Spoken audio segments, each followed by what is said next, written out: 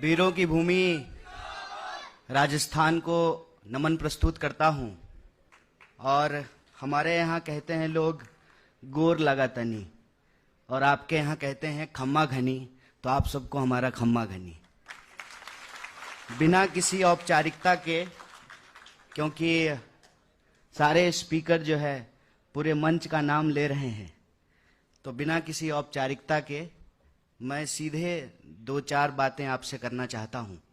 लेकिन इस कार्यक्रम की अध्यक्षता कर रहे युवा संकल्प कार्यक्रम की, जहां युवा नीति, नवीन युवा नीति राजस्थान की प्रस्तुत की जा रही है, इसकी अध्यक्षता कर रहे आदरणीय अध्यक्ष और राजस्थान विधानसभा के स्पीकर श्री सीपी जोशी जी, राज्य के मुखिया आदरणीय मुख्यमंत्री श्री अशोक गहलोत जी, युवा बोर्ड के अध्यक्ष और हमारे साथी, और इन्होंने भारत जोड़ो यात्रा की है हमारे साथ कन्याकुमारी से लेकर के कश्मीर तक, आदरणीय सीताराम लामा जी, हमारे उपाध्यक्ष जी, डिपार्टमेंट के सेक्रेटरी यहाँ बैठे हुए हैं।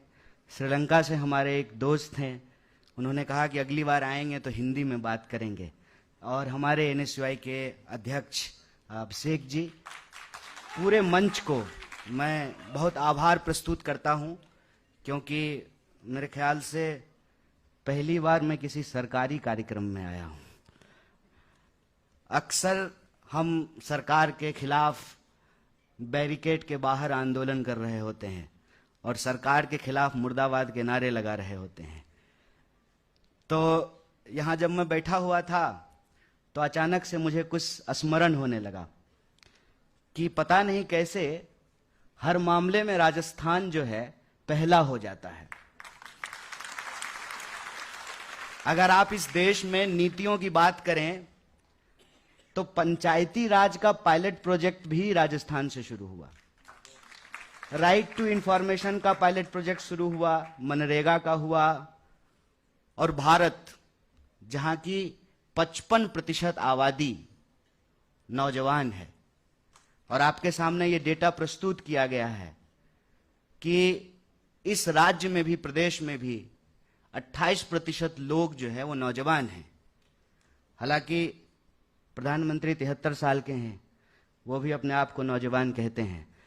ऐसा अगर मान ले तो 95% आबादी जो है नौजवान हो जाएगी। तो आंकड़ा जो है वो जो एज ग्रुप है, एज ग्रुप 15 से 29 साल तक को शामिल किया गया है। मेरे मीडिया के साथी हैं, घबराइए नहीं, ये राजनीतिक मंच नहीं है और मैं कोई राजनीतिक भाषण नहीं दूंगा। हालांकि मैं व्यक्ति राजनीतिक हूं और मैं कोई भी बात बोलता हूं उसमें लोग राजनीति ढूंढ लेते हैं। तो जैसे अभी राजस्थान युवा बोर्ड के अध्यक्ष ने कहा कि सब जगह हॉस्टल बनेगा, विवेकानंद जी के नाम से हर जिले में बनेगा, तो अगर मैं ये कह दूं कि भारत सरकार ने हॉस्टल्स के ऊपर 18% का जीएसटी लगा दिया है, तो अपने आप इसमें राजनीति हो जाएगी। लेकिन मेरा मानना है कि यूथ होने का मतलब यही होता है। अंग्रेजी का एक फ्रेज है, age is number, young is feeling. Age जो है अपने आप में एक संख्या है और युवा होना एक एहसास है। और युवा होने का एहसास क्या होता है? वो ऐड आप लोग सुने हैं ना, ये दिल मांगे मोर। युवा होने का एहसास ये होता है कि कम में हमारा काम चलता नहीं है, हम सर्दी भी ज्यादा महसूस करते हैं और गर्मी भी ज्यादा महसूस करते हैं। पीछे हमारी कुछ साथी लोग जो हैं वो पंखा हिला रहे हैं, उनको गर्मी लग रही होगी। ये नौजवान होने का लक्षण है कि हम यूं ही जो है आपकी बात नहीं मान लेंगे। ठीक है, आपने मंच सजा दिया है, कार्यक्रम है, बड़े बड़े लोग हैं, लेकिन आपकी बात को हम यूं ही नहीं मान लेंगे। अनुशासन तब तक ही रचनात्मक होता है जब तक वह व्यक्ति को गुलाम न बनाता हो। अनुशासन के नाम पे अगर इंसान को गुलाम बनाया जाना शुरू कर दिया जाए, आपने घोड़े के आंख पे वो चश्मा देखा है? वो रेबन का गोगल्स नहीं है, वो घोड़े को बेसिकली गधा बनाने के लिए लगाया जाता है। तो तो हम यूथ की जब बात करते हैं, यूथ का मतलब क्या होता है? यूथ का मतलब होता है कि हम हर चीज को क्रिटिकली देखेंगे। आप बड़े हैं, आपने कह दिया तो हम मान लें, ऐसा नहीं होगा। यूथ होने का मतलब यह है कि हम हर चीज ज्यादा महसूस करते हैं। अगर हमारे आसपास किसी इंसान के साथ उसके कपड़े के चलते, उसके जो है प्रेम करने के चलते, उसके खाने के चलते, उसकी जन्म किस गर्भ से हुआ है, इसके चलते अगर उसके साथ कोई अत्याचार हो रहा है, अगर हम चुप हो गए तो मान लीजिए कि आप नौजवान नहीं हैं, चाहे आपका एज कुछ भी हो। और अगर हमने आवाज उठाई तो हम नौजवान हैं, चाहे हमारा एज कुछ भी हो। अपने आसपास होने वाले अत्याचारों को महसूस करना। हम ये नहीं कह रहे हैं कि सिर्फ जो है नकारात्मक चीजों को देखेंगे, हमने कहा क्रिटिकली देखेंगे। क्रिटिकली देखने का मतलब सिर्फ नकारात्मक देखना नहीं होता है। क्रिटिकली देखने का मतलब होता है कि नकारात्मकता भी देखेंगे जब खाली सकारात्मकता की बात हो रही होगी, और सकारात्मकता भी देखेंगे जब सिर्फ नकारात्मकता की बात हो रही होगी। आलोचना का मतलब होता है पूरी आंख से किसी चीज को देखना। हम अगर नौजवान हैं तो हमको अपने समाज की, राजनीति की, व्यवस्था की, उसका मूल्यांकन करना चाहिए और यह सोचना चाहिए कि नौजवान होने का मतलब होता है पुरानी पीढ़ी की जो अच्छी चीजें हैं, परंपरा के तौर पे, गौरवशाली परंपरा के तौर पे उसको आगे बढ़ाएंगे, और जो चीजें अप्रासंगिक हो गई है, नौजवान होने के दम पर उसको चैलेंज करेंगे। अगर वो गलत है तो उसको गलत बोलेंगे, अगर सही है तो उसको सही बोलेंगे। अगर कोई चीज सही है तो उसको लेकर के आगे बढ़ेंगे। यह जो नवीन युवा नीति आपके सामने आज प्रस्तुत की जा रही है, मैंने आपको पहले ही कहा, राजस्थान कई मामलों में पहला हो जाता है। आप युवा नीति बनाने के मामले में भी पहले हो गए हैं। इसके लिए मैं यूथ बोर्ड को और आप सभी राजस्थान के हमारे प्यारे नौजवानों को बधाई देता हूं। साथ ही साथ जो मेरा अपना एक अनुभव है नौजवान होने के चलते, हालांकि आपने जो एज ग्रुप लिया है 15 से 29, उसमें हम बाहर हो गए हैं, लेकिन मैं महसूस करता हूं कि इस देश के अंदर जो नौजवान पीढ़ी है उसके सामने कई तरह के चैलेंजेज हैं। चैलेंजेज हैं कि कैसे वो पहले स्किल को सीखें, एजुकेशन को प्राप्त करें, फिर जो स्किल और एजुकेशन उन्होंने सीखा है उसके आधार पे उनको रोजगार मिले, और रोजगार जब मिले तो न सिर्फ अपना बल्कि देश और प्रदेश के बेहतरीकरण में वो अपना कैसे योगदान कर सकते हैं। देश की हालत जब आज हम देखते हैं तो इसमें कोई दो राय नहीं है कि धीरे धीरे धीरे धीरे एजुकेशन आम लोगों की पहुंच से दूर होता जा रहा है।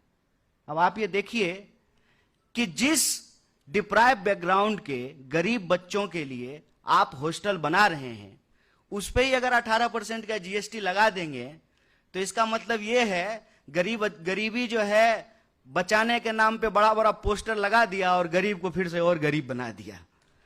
तो हम नीतियों को इस तरीके से बनाएं कि उसमें हमारी नीयत साफ होनी चाहिए।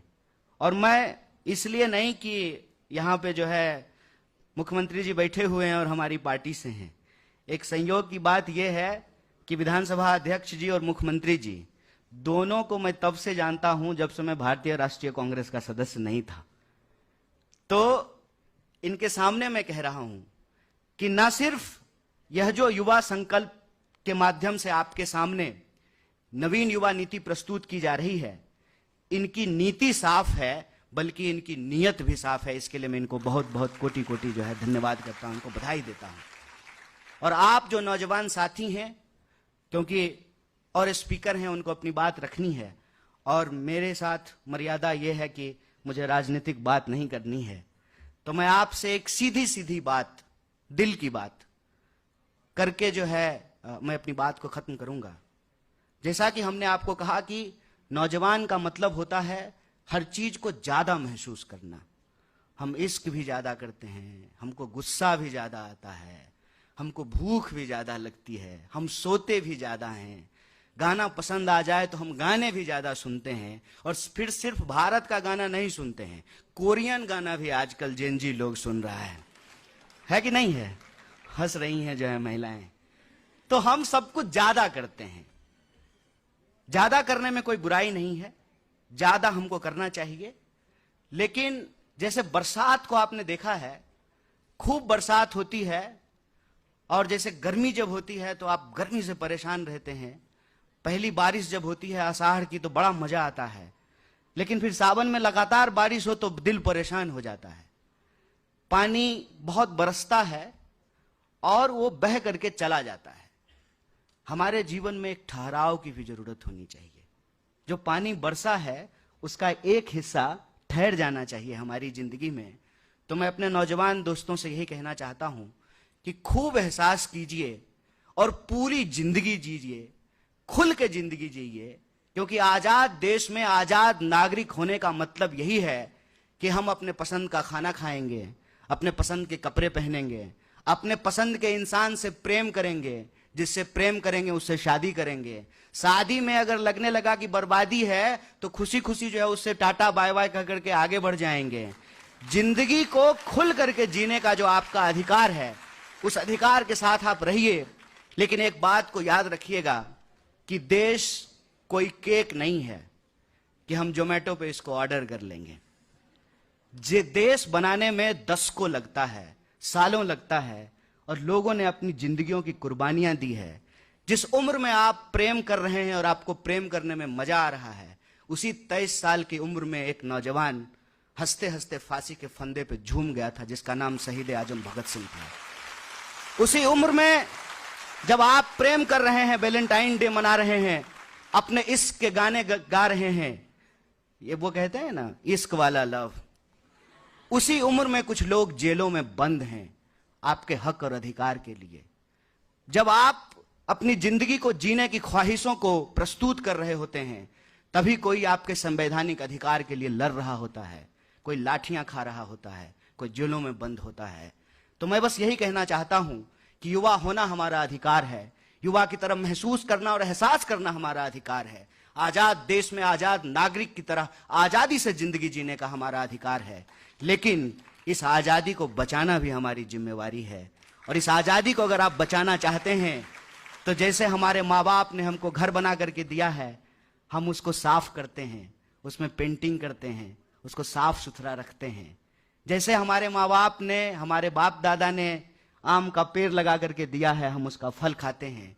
तो आखिरी बात हम आपसे यही कहना चाहेंगे, आजाद देश में आजादी से जिंदगी जिए, लेकिन इस बात को एहसास रखिएगा कि आजादी ऐसे नहीं मिली है। इस आजादी को बचाना और उस आजादी पे जब भी कोई आंच आए तो खुल करके डट करके उसके सामने खड़ा हो जाना भी नौजवान होना होता है।